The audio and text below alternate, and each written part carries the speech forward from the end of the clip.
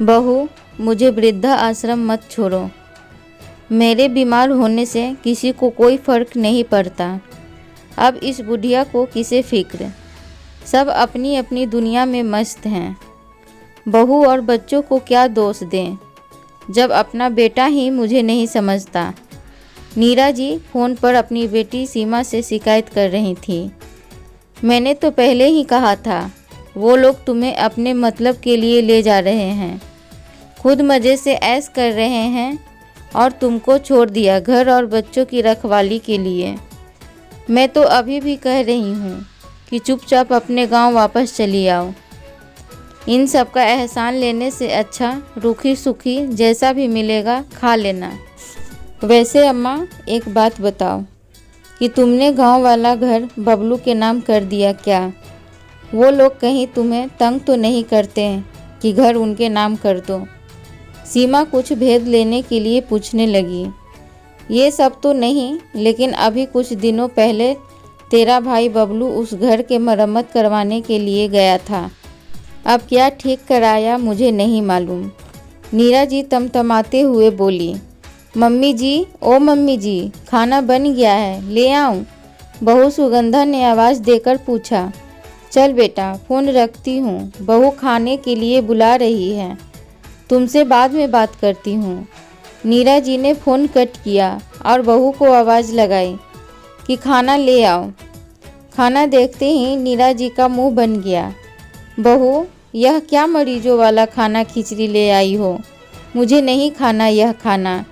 ले जाओ और वो खाना लाओ जो तुम सबके लिए बना है।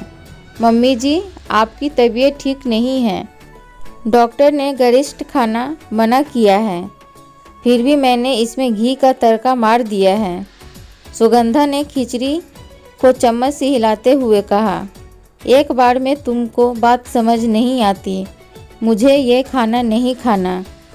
यह मेरे बीमार होने से किसी को कोई फर्क नहीं पड़ता, फिर यह सब दिखावा किस लिए? नीरा जी ने जिद पकड़ ली। लेकिन मम्मी जी, आज मैंने सभी के लिए यही खाना बनाया है, हम सभी भी यही खा रहे हैं। आपको ऐसा क्यों लगता है कि हमें आपकी कोई फिक्र नहीं? सुगंधा उदास होकर बोली, मैं सब जानती हूँ कि तुम लोगों की नज़र मेरे गांव वाले घर पर है। कान खोलकर सुन लो, किसी भी कीमत पर वो घर नहीं बेचूंगी। नीरा जी मुंह बनाते हुए खिचड़ी खाने लगी। शाम को जब बबलू घर आया तो नीरा जी के पास बैठकर चाय पी रहा था, तो नीरा जी उससे सुगंधा की शिकायत करने लगी। देख ले, अब तेरी पत्नी के राज में मुझे अच्छा खाना भी नहीं मिल रहा, खिचड़ी खिला खिलाकर मुझे मारेगी। मम्मी, आप क्या बोलती हैं? बोलने से पहले सोच लिया करो। वो ऐसा क्यों करेगी? आपकी तबीयत ठीक नहीं थी, कल से आपका पेट खराब है, इसलिए उसने खिचड़ी बनाई है और सभी को उसने वही खिलाया। आपको बस लड़ने के फालतू मुद्दे चाहिए। कितनी बार आपसे कहा, यहाँ की बात दीदी को मत बताया करो, लेकिन आपको कुछ समझना ही नहीं है।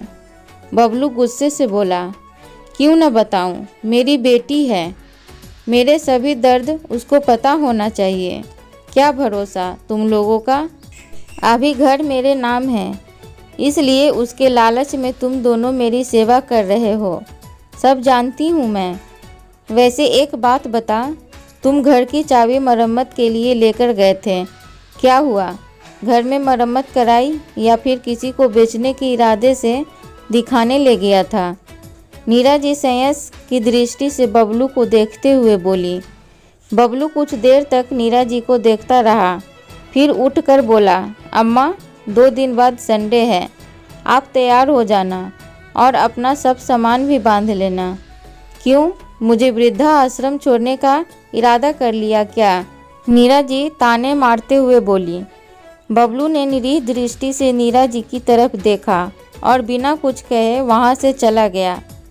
नीरा जी शुरू से ही बहुत तेज तर्रार स्वभाव की थीं। अपने ससुराल वालों से भी उनकी कुछ खास नहीं बन पाए, करती वही थी जो दिल में आए। बबलू के पापा ने गांव में अपनी पुश्तैनी ज़मीन पर घर बना लिया। और रिटायरमेंट के बाद नीरा के साथ वहीं रहने लगे। बड़ी बेटी सीमा और बबलू की शादी भी उसी घर से की। बबलू की अपनी नौकरी थी, इसलिए वो परिवार के साथ शहर में ही बस गया। सीमा की शादी वहीं पास के गांव के जमींदार के बेटे से हो गई, जो अब राजनीतिक में सक्रिय हो गया। पापा के मरने के बाद बबलू नीरा जी को अपने साथ ले आया, लेकिन नीरा जी सुगंधा के साथ सामंजस्य नहीं बैठा पा रही थी। उनको लड़ने के लिए मुद्दे नहीं मिलते तो बना लेती, जैसे तुम्हारे शहर का दूध बेकार है, मलाई ही नहीं आती, दही बहुत खट्टा है और सब्जी फल भी बासी हैं। पता नहीं कैसे तुम लोग इतने छोटे से घर में रहते हो। शुरू होते ही सब खत्म हो गया। यहाँ सब मतलबी लोग हैं। बच्चे अगर पास आकर बैठे तो उनसे ही सुगंधा की बुराई करने लगती। तुम्हारी मम्मी को कपड़े पहनने का ढंग नहीं है, खाना अच्छा नहीं बनाती, तुम लोगों को छोड़कर अपनी सहेलियों के साथ पार्टी करती रहती हैं और भी न जाने क्या क्या। इसलिए बच्चे भी दादी से दूर ही रहते हैं। सुगंधा और बबलू कितना भी उनके बारे में अच्छा सोचे, उन्हें लगता कि यह सब उनकी प्रॉपर्टी के लिए कर रहे हैं। और कुछ हद तक उनके दिमाग में यह बात उनकी बेटी सीमा ने भी डाल दी थी। 2 दिन बाद बबलू, नीरा, सुगंधा और बच्चों के साथ निकल पड़ा। नीरा जी थोड़ी डरी और चुप थी, क्योंकि उन्हें ऐसा लग रहा था कि बबलू उन्हें पक्के तौर पर वृद्ध आश्रम ही ले जा रहा है। क्योंकि आज चलने से पहले उन्होंने बहुत कोशिश की बबलू जाने का प्रोग्राम कैंसिल कर दे, लेकिन वो कामयाब नहीं हुई और मजबूरी में कार के अंदर बैठ गई। कार में सोचते सोचते वो सो गई। अचानक कार रुकने से वो चिल्लाकर उठी, नहीं बहू, मुझे वृद्धा आश्रम मत छोड़ो, मैं तुम लोगों के साथ अच्छे से रहूँगी। मम्मी जी आंखें खोलिए, आप अपने घर के बाहर खड़ी हैं, किसी वृद्ध आश्रम के नहीं। सुगंधा ने उनके कंधे को हिलाते हुए कहा। आंखें खोली तो सचमुच सामने उनका ही घर था और घर के बाहर एक नेम प्लेट लगी थी, नीरा का नीर। उसे देखते ही नीरा जी प्यार से उसे सहलाने लगी। तब तक बबलू ने घर का ताला खोलकर सबको अंदर चलने को कहा। अंदर जाने पर नीरा जी ने देखा कि उनके पुराने घर की कायाकल्प ही बदल गई। उनका घर को लेकर वो हर सपना जो अधूरा रह गया था सब पूरा हो गया। सभी कमरों में पीओपी और साथ में एलईडी लाइट। किचन भी उनका अब मॉडर्न किचन बन गया था। यहाँ तक कि बाथरूम में भी टाइल्स और बेसिन लग चुका था। घर का एक एक कोना उनकी पसंद से दमक रहा था। अम्मा, यह लो अपने घर की चाबी। मैंने घर का रिनोवेशन करा कर पापा की आखिरी इच्छा पूरी कर दी। अब आप यहाँ आराम से रहिए। बबलू ने चाबी पकड़ाते हुए कहा और फिर किसी को आवाज़ देकर बुलाया। अम्मा, ये धनिया है, आपकी फुल टाइम मेड, आपके पास रहेगी और आपका ध्यान रखेगी। उम्मीद है कि आपको इससे कोई शिकायत नहीं होगी, क्योंकि मैं और सुगंधा आपकी अच्छे से देखभाल नहीं कर पा रहे हैं। आपको लगता है कि हम लोगों की नज़र आपके घर पर है, इसलिए आप यहाँ रहकर अपने घर की देखभाल करिए। हम लोग दूर रहकर भी आपकी देखभाल कर लेंगे। मैंने देखा है और महसूस भी किया है कि आपके व्यवहार से घर में हमेशा नकारात्मक बनी रहती है, इसलिए पापा हमेशा तनाव में रहते थे। वही सब कुछ मुझे अपने घर में नहीं चाहिए, इसलिए हम लोग साथ न रहें, यही हम सबके लिए ठीक रहेगा। मैं जानता हूँ कि सब मुझे और सबसे ज़्यादा सुगंधा को दोष देंगे कि अपनी सास को अपने साथ न रख सकी, लेकिन सारा दोष क्या हमारा है? हम आपके साथ सामंजस्य बैठाने की कोशिश कर रहे हैं, लेकिन आप हम लोगों की परिस्थितियों में ढलना नहीं चाहती। आप थोड़ा सा भी एडजस्टमेंट करने को तैयार नहीं। अगर आप थोड़ा बदल जाएं तो शायद कुछ हालात सुधर जाएं। रिश्ता कोई भी हो, थोड़ा बहुत समझौता करना ही पड़ता है। आपकी नज़र में हम कभी सही नहीं थे और ना ही रहेंगे।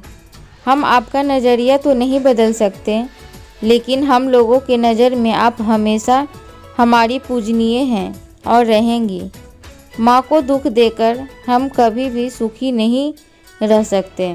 हमारे नज़र में आपका वही स्थान रहेगा जो एक पूजनीय माता का अपने बच्चों के नज़र में होता है।